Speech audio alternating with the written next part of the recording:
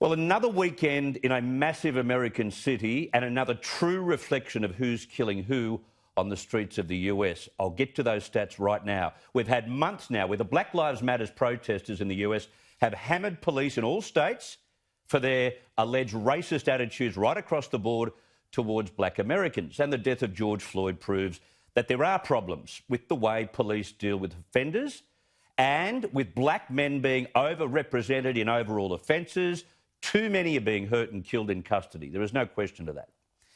But if you're fair-minded and less emotional on this issue and dare to look at some of the weekly crime stats that are reported from places like Chicago regularly, you'll see the other side of the story that could not possibly besmirch the reputation of police. According to stats provided by the Chicago Tribune, in 2019, 192 black people were killed, 8 by police. The victims also armed. None were killed unarmed. That's an entire year. So far this year, the same. No unarmed black person has been killed by police either. Now, if you narrow it down to just last weekend in Chicago, typical story, 86 men shot in that city. All black, 12 died.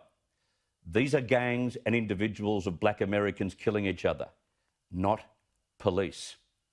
Meanwhile, in New York, Muhammad Ali's only biological son, Muhammad Jr., says that his father would have been against Black Lives Matter, calling the movement racist and the protesters devils. And there's certainly evidence of some of that. Now, remember, Ali stood up often and proudly against racism, real undisputed racism in the 70s, late 60s.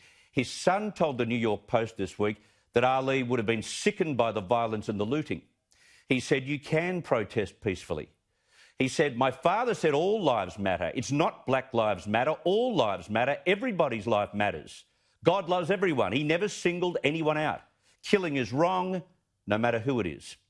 And Ali Jr. goes further, saying, "It's a racial statement. It's pitting black people against everyone else." Well, from this far away, as the news tends to focus only on the rioters and the mass movements of protesters and the banners, and still today the very loud unrest, it's often very difficult to detect anything but a one-sided argument, triggered, of course, by a terrible homicide. Well, that is the other side of the story. And for those trying to put an Australian spin on that, there is simply no comparison.